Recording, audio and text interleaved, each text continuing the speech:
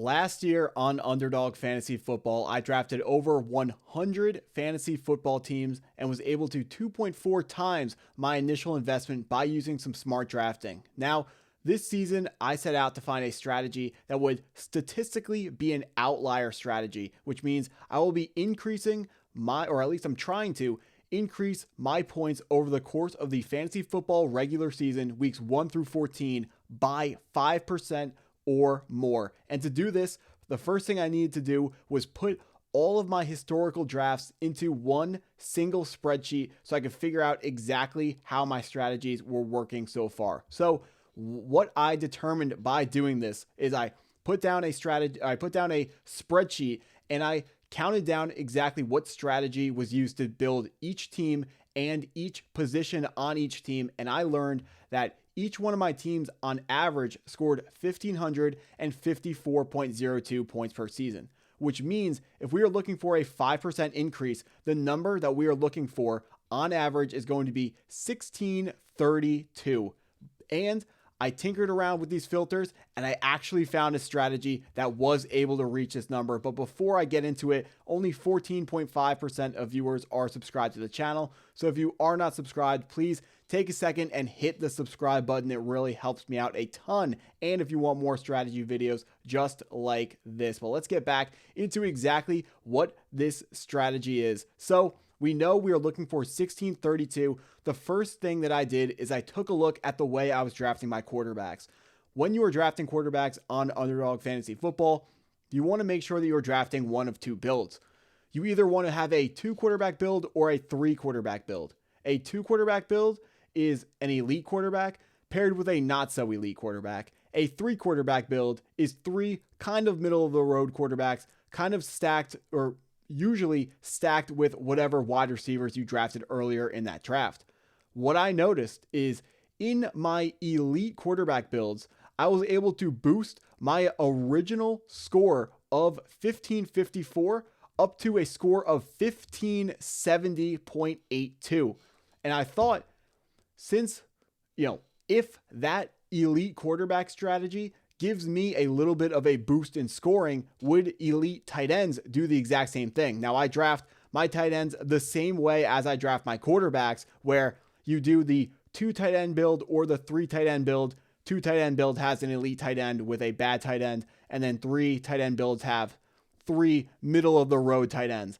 And what I noticed was, again, there was a statistical boost. That strategy of every single team where I had only 2 tight ends, where 1 tight end was elite, my team scored on average 1582 points per game. So both of those strategies were a boost, but neither one of those strategies were anything game breaking. So the next thing I did is, I put both of those strategies together, where I drafted an elite player at both positions. And now this strategy, this is where I really saw a big boost, all the way up to 1614.61 points on average. But still, we are looking for 1632. But luckily for us, there are still 2 more positions that we can address. The first one I took a look at was the one I was excited to take a look at, which was wide receiver. And since you have to start 3 wide receivers on Underdog, I really thought that wide receivers were going to matter a lot. And I thought that you were going to have to draft them really early. But my findings actually was, as long as you drafted 1 wide receiver in the first 4 rounds, it really didn't matter which wide receivers you took. Or of course, it didn't matter how many you took. It mattered, of course, which ones you took. And my theory behind this is there are groups of wide receivers. And for example, if you look at, on Underdog, there's a tier with Matthew Golden, Jaden Reed. There's little tiers like that. And some guys go up, some guys go down, just depending on injury luck and stuff like that. And you have to make sure you are drafting the right guys, which is why you want to draft a lot of teams, because the teams where you drafted the right players are going to score more, and the teams that you didn't draft the right guys are obviously going to lose. But overall, the wide receiver strategy didn't matter. But where it got interesting is the running backs absolutely did matter. So the next thing I did is I filtered for what was the running back strategy that led to the greatest increase in points, which was hero running backs. And then I went ahead and paired that with my double elite positional advantage strategy. So we took, as you can see here, our elite quarterbacks, our hero running backs, or our hero running back light, which I'll explain later, and then our elite tight ends. And this lead us to our magical number of 1633.60 points on average, which is exactly what we're looking for. This is a statistically an outlier strategy, and statistically the best strategy that you can be running on Underdog Fantasy Football according to the last couple of years. But it's important that you are drafting this strategy correctly. So now let's talk about, we know exactly what we want to do. We want an elite quarterback, an elite tight end, and a hero running back. Let's talk about which guys in 2025 we need to be drafting to actually implement this strategy. We're going to start off with our quarterbacks. We know we want an elite one. Pick your favorite guy: Lamar Jackson, Joe Burrow, Jaden Daniels, Josh Allen, or Jalen Hurts. Both of those guys are either in my S tier or my A tier. But actually, before we even talk about that, we need to define exactly what an elite tight end is in terms of best ball mania. Now, if we bring up our wins over replacement chart, we can see that if you have a top 4 quarterback, those are the guys who are the serious difference makers. So you can consider an elite quarterback as any quarterback with that you think is going to finish inside the top 4. So for me, it's the 5 guys that I listed off before. It's Joe Burrow, Lamar Jackson, Josh Allen. Then it's Hurts, Daniels, and Burrow. Those are the 5 guys that I believe can finish as a top 4 quarterback in fantasy football this year. But if you were going to ask me who my favorite quarterback out of this group is, there's no question, it's Joe Burrow, and it's because his ADP is so low. His ADP is at 62.1, which is almost 20 full points lower than Jalen Hurts, the quarterback who's only ranked one positionally spot ahead of Joe Burrow. So I'm loading up on Joe Burrow, running this strategy. Joe Burrow, when he is healthy, he's been a top 8 quarterback every single year of his career, coming off a quarterback 3 season. So Joe Burrow is my favorite quarterback to draft on Underdog right now because of this strategy. Now, next, let's get into our tight ends. And just like the quarterbacks, we need to start by defining exactly what an elite tight end is. So I guess this chart goes over my face, but we can see when we are looking for our positional advantage at tight end, we need to find a top 2 tight end because that's where our dots farther separated from the rest of the group is. And if we are looking for tight ends who can finish as top 2, unfortunately, unlike quarterback, there are really only 3 options.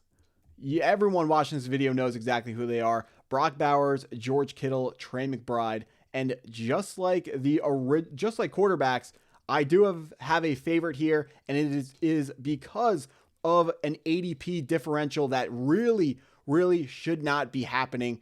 You probably guessed George Kittle is my favorite tight end to draft this season because he's coming off the board at an ADP of 37.8, which is over 11 spots lower than Trey McBride is coming off the board. Trey McBride last year was very close to Brock Bowers, but he only scored 1 touchdown, and it was in week 17. So McBride could go up higher, but the reason why I love George Kittle, his ADP is really low, and in terms of points per game, did you know that George Kittle in half PPR leagues actually scored 1.8 points per game more than Brock Bowers did last year? Meaning, if George Kittle is healthy for a full season, there is no reason why George Kittle can't be the tight end 1 in half PPR, which is what Underdog is. So absolutely love George Kittle. Also, no one on the 49ers offense, kind of including George Kittle, can stay healthy. We've seen Jawan Jennings already down with an injury. Ricky Pearsall is always hurt. Christian McCaffrey has had his history. There should be a ton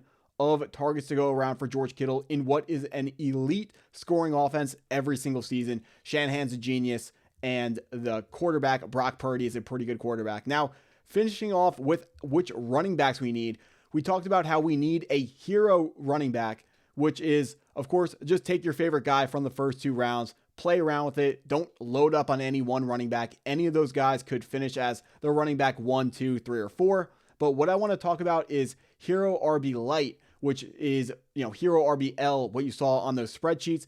One of my favorite strategies is taking a running back lower, like rounds 4 or 5, and pretty much treating him like he is a hero running back. That's what I'll do with Alvin Kamara, maybe a Chuba Hubbard, maybe James Cook if you believe that he will be back this year. And what you want to do in your hero running back builds is you want to make sure you are taking, of course, your hero, and then you want to draft handcuffs and 1Bs and just take guys really low on the draft board behind those guys just to support your original running back. You need to draft with the expectation that the running back you just took is going to finish as a top 5 running back. If he doesn't, your team's just absolutely dead. Because these underdog drafts, you got to draft them like Talladega Nights. If you're not first, you're last. We're trying to make a lot of money. Go take the biggest risk that you can. Now, people watching this video probably guess that I do have a favorite running back to draft, and it's going to be Kyren Williams from the LA Rams. Absolutely love Kyren Williams because he's coming off a highly successful season. Was a running back 1 last year. He has the highest usage of any running back in the NFL with the LA Rams, which is a tremendous offense every single season. Coming off the board at running back 14, even though I have him ranked at running back 8. So I love the ranking there. Also on Underdog, if we look at what he is projected, he's projected more than a couple guys going above him, projected more than Breece Hall, more than Amarian, and more than Chase Brown. So Kyren Williams is a fantastic value if you are looking for a value in the 3rd round. You can get your hero. I really think he's going to score more than Chase Brown, who's going in the 2nd now, more than Jonathan Taylor, who's going in the 2nd, more than Bucky going in the 2nd round as well. Love that player. Kyren Williams is a great value. Let's just finish this off. Remember, take an elite quarterback, take an elite tight end, go get your hero running back, and good luck. If you enjoyed the video, please hit the like button, hit the subscribe button, and thanks for watching.